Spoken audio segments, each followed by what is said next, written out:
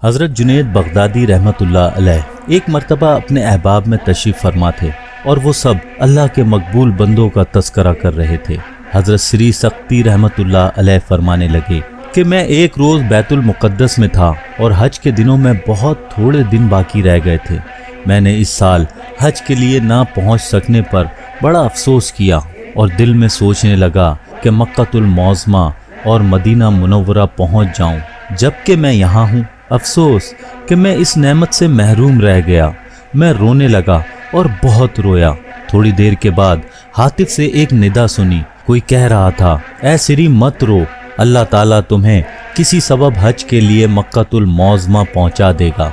मैंने कहा, मगर कैसे मुमकिन है, जबकि मक्कातुल मौज़मा यहाँ से काफ़ी दूर है और मैं यहाँ बैतुल मुक़द्दस में हूँ। आवाज़ आई कि अल्लाह के लिए सब कुछ मुमकिन है। मैंने सजदा शुक्र अदा किया और हातिफ की आवाज़ की सदाकत के ज़हूर का इंतज़ार करने लगा।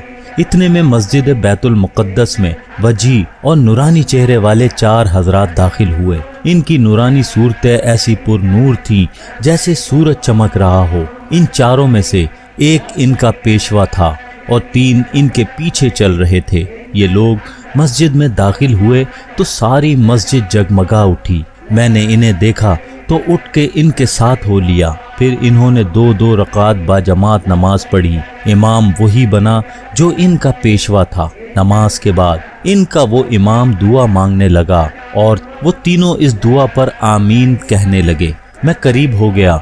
मैंने देखा कि वो बड़ी रिक्कत आमेज दुआ मांग रहे थे। जब वो दुआ से फारिग हुए तो मैंने उनसे अस्सलामु अलैकुम कहा और इन्होंने जवाब दिया। फिर उनके इसी पेशवा ने मुझसे कहा, मुबारकबाद ऐ सिरी कि हातिफ से तुम्हें हज की बशारत मिल चुकी है। मैंने कहा, हाँ या सैयदी, आपके यहाँ तशरीफ़ लाने से कबल मुझे हातिफ से ये बशारत मिली है। वो फरमाने लगे, हाँ, जब तुम्हें वो निदा हातिफ से सुनाई गई हम उस वक्त खुरासां में थे। मैंने हैरान होकर पूछा, हुजूर खुरासा की मुसाफत तो यहाँ से साल भर की है, फिर आप इतनी जल्दी यहाँ कैसे पहुँच गए? तो फरमाया, मुसाफत अगर हज़ारों साल की भी हो तो कोई बात नहीं। ज़मीन उसी खुदा की है जिसके हम बंदे हैं। हम उसी के घर की ज़ियारत के लिए निकले हैं और पहुँचा देना भी उसी का काम है। देखो, ये सूरज मशरिक से चलकर सिर्फ एक दिन ही में मगरिब में पहुंच जाता है। हालांकि मशरिक और मगरिब की मुसाफत कई सालों की है, तो क्या सूरज ये इतनी तवील मुसाफत अपनी कुदरत से तय करता है? तो जब एक बेजां वजूद अपनी लंबी मुसाफत दिन भर में तय कर लेता है, तो जो अल्लाह के मकबूल बंदे हैं वो अगर साल भर की मुसाफत पल भर में तय कर लें तो कौन सी ताज्जुब की बात है। फिर वो बाहर निकले और मुझे साथ ले लिया और नमाज ज़ोहर के वक्त हम एक ऐसी जगह पहुँचे जहाँ पानी का नामो निशान तक ना था, मगर उसी मकबूल हक की बरकत व करामत से हमने वहाँ एक ठंडा चश्मा पाया जिससे हमने वज़ू किया और नमाज पढ़ी। फिर चले और नमाज असर के वक्त हमें हुज्जाज की निशानियां नज़र आने लगी और मगरिब से पहले पहले हम मक्कातुल मौज़मा पहुंच गए।